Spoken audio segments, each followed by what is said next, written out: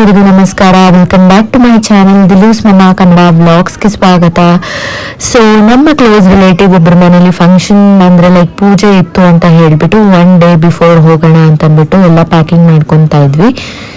So ನನ್ನ ಮಗನಿಗೆ ತುಂಬ ಬಟ್ಟೆಗಳು ಬೇಕಾಗುತ್ತೆ, ಯಾಕೆಂದರೆ 2 days ಅಲ್ಲೇ ಇರಬೇಕಾಗುತ್ತೆ. ದಿನಕ್ಕೆ 2 times 1 time ಆದರೂ ಚೇಂಜ್ ಮಾಡಬೇಕಾಗತ್ತೆ ಅವನಿಗೆ ಅಂತಂದ್ಬಿಟ್ಟು ಅವನಿಗೆ ಮಾತ್ರ ಸ್ವಲ್ಪ ಜಾಸ್ತಿ ಬಟ್ಟೆಗಳನ್ನ ಪ್ಯಾಕ್ ಮಾಡ್ಕೊಂಡಿದ್ದೆ. ಸೊ ಆಲ್ಮೋಸ್ಟ್ ಮನೆ ಬಿಡೋಷ್ಟೊತ್ತಿಗೆ 4:30 ಆಗಿತ್ತು. ನನ್ನ ಹಸ್ಬೆಂಡ್ ಮಾವ ಇಬ್ರು ಮಾರನೇ ದಿವಸ ಪೂಜೆ ಇರೋ ದಿವಸನೇ ಬರ್ತೀವಿ ಅಂತ ಹೇಳಿದ್ರು. ಹಾಗಾಗಿ ನಾನು ನಮ್ಮತ್ತೆ ಮತ್ತೆ ಪಾಪು 3 ಜನ ಹೊರಟಿದ್ವಿ.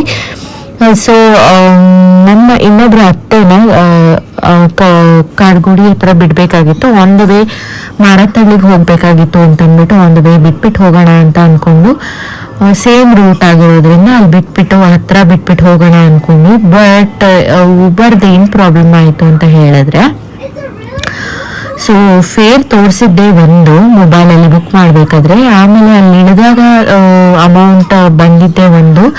ಸೊ ಡ್ರೈವರ್ ಹೇಳಿದ್ರು ತುಂಬ ಈ ಥರ ವೇರಿಯೇಷನ್ಸ್ ಆಗ್ತಿದೆ ಅಂತ. ನಮಗಂತೂ ತುಂಬ ಬೇಜಾರಾಯಿತು ಊಬರಿಂದ. ಸೊ ಇದೆಲ್ಲ ಆದಮೇಲೆ ನನ್ನ ಮಗ ಹಠ ಮಾಡ್ತಿದ್ದೆ, ನೀನು ನಮ್ಮನೇನಮ್ಮ ಹೋಗಲ್ವಾ? ಏಕೆ ನಮ್ಮನೇನೆ ಬಾ, ಇವಾಗ ಇಲ್ಲಿಗೆ ಹೋಗೋದು. ಅಯ್ಯ ಬಾ ಬಾ ಬಾ ಬಾ ಬಾ ಬಾ ಬಾ ಚಿನ್ನ, ನಮ್ಮನೇನೆ ಬಾಮ್ಮ, ಬಾರೋ ನಮ್ಮನೇನೆ ಬಾರೋ. ಅಜ್ಜಿನೂ ಬರ್ತಾರ ಬಾ, ಅಜ್ಜಿನೂ ಬರ್ತಾರ ಬಾ. ಮನೆಗೆ ಹೋಗೋಣ, ನೀ ಬಾರೋ. ನೋಡು ಅಲ್ಲ ಅಲ್ಲೊಬ್ರು ಅಲ್ಲೇನೋ ಇದೆ ಅಂತೆ, ನೋಡು ಬಾ. ಚಾಕ್ಲೇಟ್ ಕೊಡ್ತೀನಿ. ಚಾಕ್ಲೇಟ್ ಕೊಡ್ತಾರಂತೆ ನೋಡು. ಅಲ್ಲ ಅಜ್ಜಿ ಆ ಬರಲ್ಲಂತೆ, ಅಲ್ಲೋಡಲಿ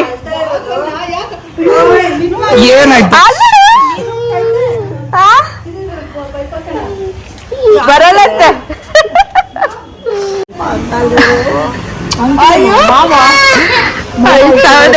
ಎಲ್ಲ ವಸಿಡಿ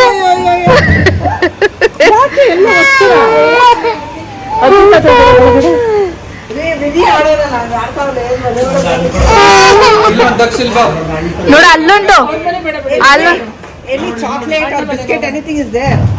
ಇಲ್ಲಿ ಬೇರೆ ಇದು ಬೇರೆ. You bought some chocolate or biscuit. Chocolate ಇದೆ. ತಗೊಂಬ. ಅಪ್ಪ ಕಳಿಸ್ತೀನಿ ಇರು, ನೀನ್ ಹಿಂಗೆ ಆಯ್ತಾ ಇರು.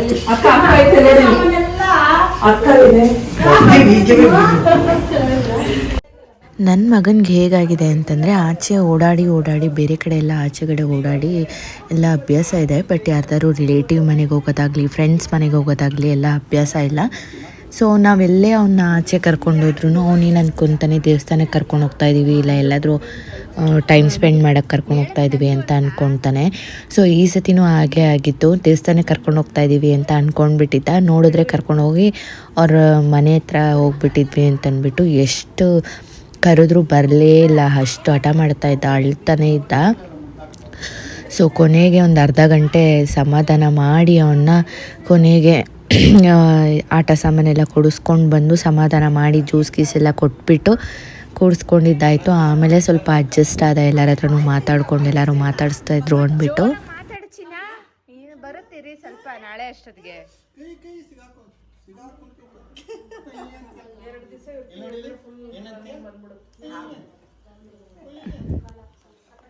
ಇದು ಬಂದು ನೆಕ್ಸ್ಟ್ ಡೇ ಇದು.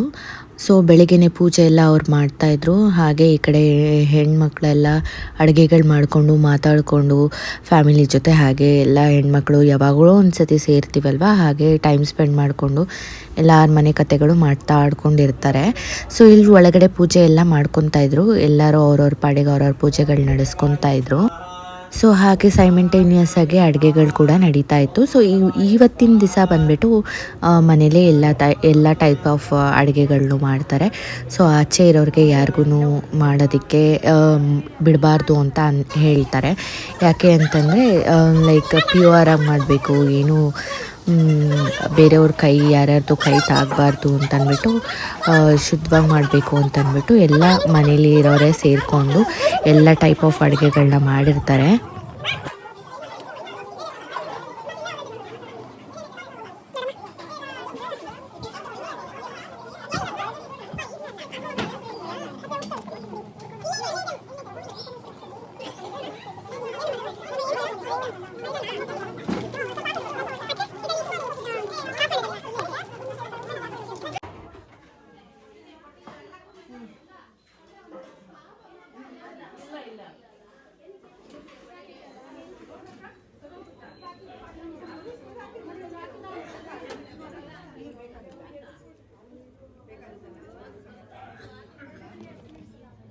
ಸೊ ನೋಡ್ಬೋದು ನೀವು ಇಲ್ಲಿ ಆಲ್ಮೋಸ್ಟ್ ಎಲ್ಲ ಥರ ಐಟಮ್ಸು ರೆಡಿ ಆಗಿರುತ್ತೆ. ಸೊ ಈ ಒಂದು ಪೂಜೆಯಲ್ಲಿ ಕೆಲವೊಂದು ಐಟಮ್ಸ್ ಪ್ರಿಫರಬಲ್ ಆಗಿ ಮಾಡಲೇಬೇಕು ಅಂತ ಇದು ಮಾಡ್ತಾರೆ.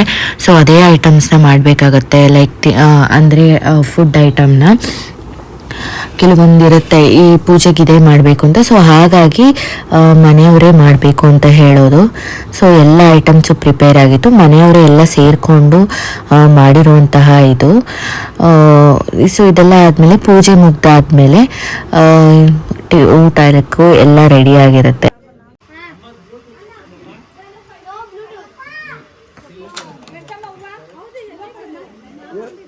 ಸೊ ಪೂಜೆ ಆದಮೇಲೆ ಊಟ ಆದಮೇಲೆ ಅವತ್ತಿಂದ ಈವ್ನಿಂಗು ಎಲ್ಲ ಹಾಗೆ ಸ್ವಲ್ಪ ಸ್ನ್ಯಾಕ್ಸ್ ಪಾರ್ಟಿ ಎಲ್ಲ ಆಗಿರುತ್ತೆ.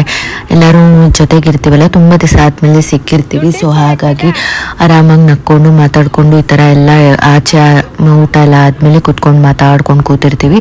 ಸೊ ಹಾಗೆ snacks party, ice cream party ಎಲ್ಲ ನಡ್ತಿರುತ್ತೆ.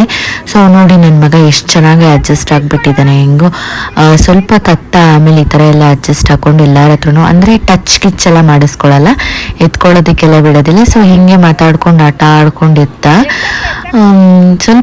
ಸ್ವಲ್ಪ ಮಟ್ಟಿಗೆ ಅಡ್ಜಸ್ಟ್ ಆದ. ಆಮೇಲೆ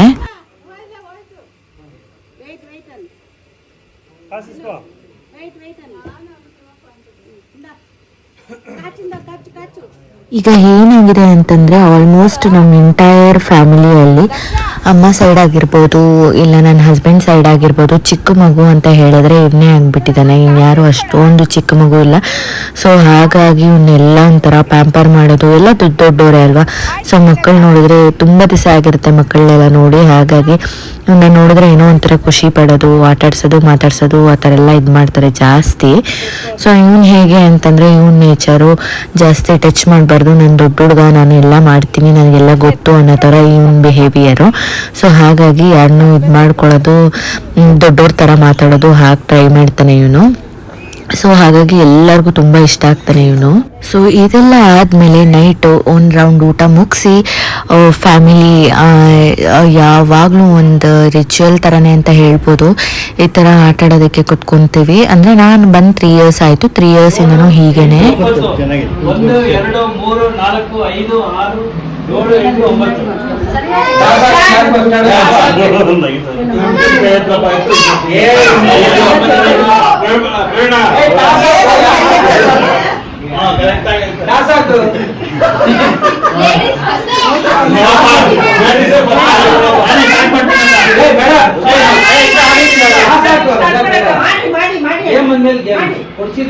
8 9 ಕಾಯಿನು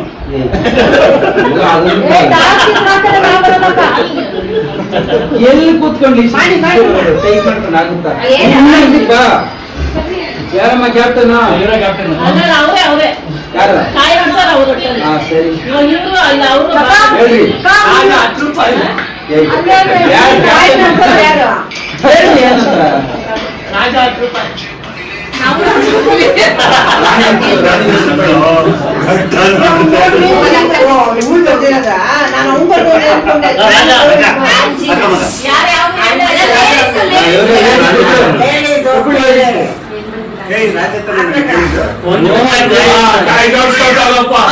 ಸರಿ ಸೊ ನೈಟ್ ಒಂದು 10 ಗಂಟೆ ಕೂತ್ಕೊಂಡ್ರೆ ಈ ಥರ ಆಟ ಆಡೋದಕ್ಕೆ ಆಲ್ಮೋಸ್ಟ್ 2 o'clock ತನಕ ಆಟ ಆಡ್ತೀವಿ. ಸೊ ಯಾಕೆ ಅಂತಂದರೆ ಎಲ್ಲರೂ ಅವ್ರವ್ರ ಲೈಫಲ್ಲಿ ತುಂಬ ಅಂದರೆ ತುಂಬ ಬ್ಯುಸಿಯಾಗಿರ್ತಾರೆ.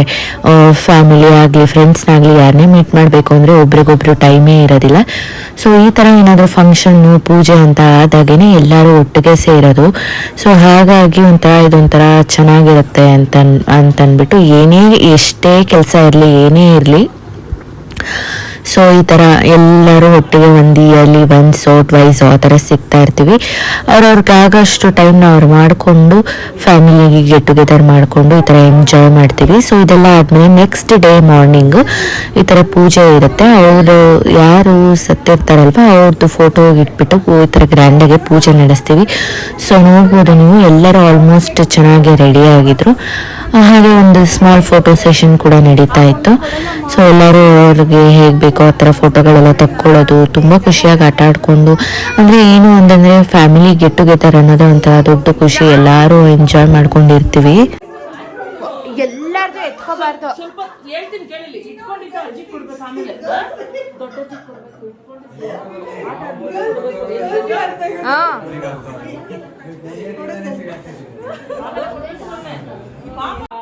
ಸೊ ಇದೆಲ್ಲ ಆದಮೇಲೆ ಪೂಜೆ ಸ್ಟಾರ್ಟ್ ಆಗಿತ್ತು. ಆಲ್ಮೋಸ್ಟ್ 1:30 ಹಾಗೆ ಪೂಜೆ ಸ್ಟಾರ್ಟ್ ಆಯಿತು. 1.5 ಅವರ್ ಇತ್ತು ಪೂಜೆ. ಸೊ ಇದೆಲ್ಲ ಮುಗಿಸ್ಕೊಂಡು ಎಲ್ಲರೂ ರಿಲೇಟಿವ್ಸ್ ಎಲ್ಲ ಕೂತ್ಕೊಂಡು ಪೂಜೆ ನೋಡ್ತಾ ಇದ್ರು. ಪೂಜೆ ಎಲ್ಲ ಮುಗಿಸ್ಕೊಂಡು ಹಾಗೆ ಊಟ ಕೂಡ ಇತ್ತು. ಸೊ ಈ ಇವತ್ತಿನ ದಿನ ಬಂದ್ಬಿಟ್ಟು ಊಟ ಆಚೆಯಿಂದನೇ ತರಿಸ್ಕೋಬೋದು. ಸೊ ಇಲ್ಲಿ ನೋಡ್ಬೋದು ನೀವು ಜನವಾರ ಧಾರಣೆ ಎಲ್ಲ ಮಾಡಿಕೊಂಡು ಸ್ವಲ್ಪ ಸಿಸ್ಟಮ್ಯಾಟಿಕ್ ಆಗಿರುತ್ತೆ ನಮ್ಮ ರಿಚುವಲ್ಸು. ಸೊ ಇದೆಲ್ಲ ಮುಗಿಸ್ಕೊಂಡು ಊಟಕ್ಕೆ ಹೊರಟ್ವಿ. ಸೊ ನನ್ನ ಮಗನ ಕೂಡ ಊಟ ಎಲ್ಲ ಮಾಡಿಸಿ ಹಾಗೆ ನಾವು ಎಲ್ಲ ಊಟ ಮಾಡಿಕೊಂಡು ಸ್ವಲ್ಪ ಹೊತ್ತು ಹಾಗೆ ಕೂತ್ಕೊಂಡಿದ್ದು ಟೈಮ್ ಸ್ಪೆಂಡ್ ಮಾಡಿ 3:30 ಹಾಗೆ ಮನೆ ಕಡೆ ಹೊರಟ್ವಿ. ಸೊ ಇದಾಗಿತ್ತು ಇವತ್ತಿನ ವ್ಲಾಗ್. ನಿಮಗೆ ಈ ವ್ಲಾಗ್ ಇಷ್ಟ ಆಗಿದ್ರೆ ಶೇರ್ ಮಾಡಿ, ಲೈಕ್ ಮಾಡಿ, ಕಮೆಂಟ್ ಮಾಡಿ. Thank you so much.